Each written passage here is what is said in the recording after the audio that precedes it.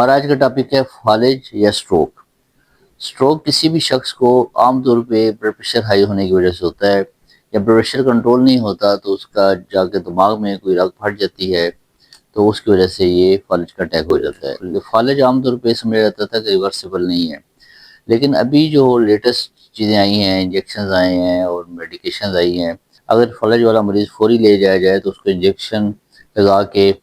جس کا یہ نام ہم دے رہے ہیں اسکرین پہ، تو فوری طور پہ اس کا سٹروک ریورس کیا جا سکتا ہے۔ اس ٹریٹمنٹ میں سب سے امپورٹنٹ یہ ہے کہ آپ فالج کو کتنی جلدی ڈائگنوز کرتے ہیں۔ تو ویسے تو فالج کی کئی علامات ہیں، جس میں کہ کنفیوژن ہے، نمنس ہے، یعنی کہ چونٹیاں چلتی ہیں یا سن ہو جاتا ہے حصہ، یا بندہ چل نہیں سکتا،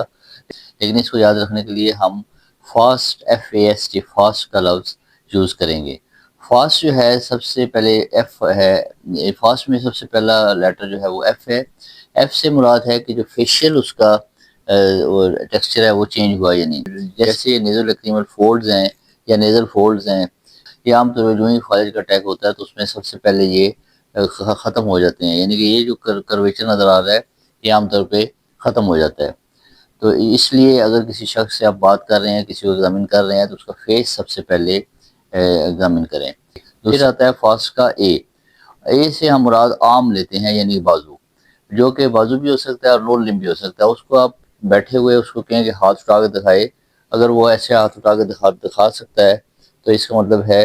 کہ اس کے اندر فالج کا اٹیک اس جگہ پہ نہیں ہو رہا۔ اس طرح آپ عام لیگ کو بھی اس کو کہہ کے چیک کر سکتے ہیں اٹھا کے، کہ وہ اگر اس کی موومنٹ ہے لیگ میں، تو آپ اس کو، اگر اس کی موومنٹ کم ہو گئی ہے یا ویک ہو گئی ہے یا وہ بالکل نہیں کر سکتا، تو اس کا مطلب ہے کہ اس کو فالج کا اٹیک ہونے والا ہے یا ہو چکا ہے۔ تیسرے نمبر پہ آتا ہے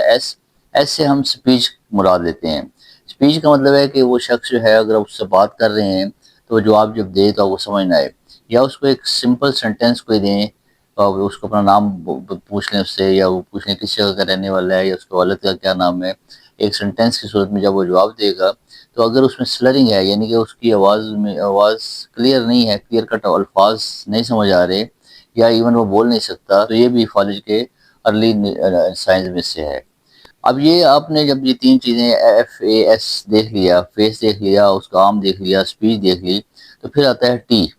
ٹی ہے ٹی فار ٹائم، اور ان سب چیزوں میں سب سے امپورٹنٹ ٹائم کا ہی اس کی میں امپورٹنس ہے۔ پروٹوکول کا مقصد بھی یہ ہے کہ آپ ایز ارلی ایز پاسبل اس کو ڈائگنوز کریں، اور جو ہی آپ ڈائگنوز کریں یا آپ سسپیشن میں آئیں کہ یہ فالج ہے، تو چوتھے اسٹیپ ٹی کو آپ یوٹیلائز کریں، یعنی کہ ٹائم کو۔ اور ان سب چیزوں میں ٹائم ہی سب سے امپورٹنٹ ہے، اور اگر آپ جیسا کہ میں نے بتایا کہ 1 سے 4 گھنٹے کے اندر لے جاتے ہیں تو یہ فالج جو ہے ریورسیبل ہے۔ یہ ایک بہت اہم جو ہے پبلک سروس میسیج ہے، جس سے بہت سے لوگوں کی زندگی ناکارہ ہونے سے بچائی جا سکتی ہے۔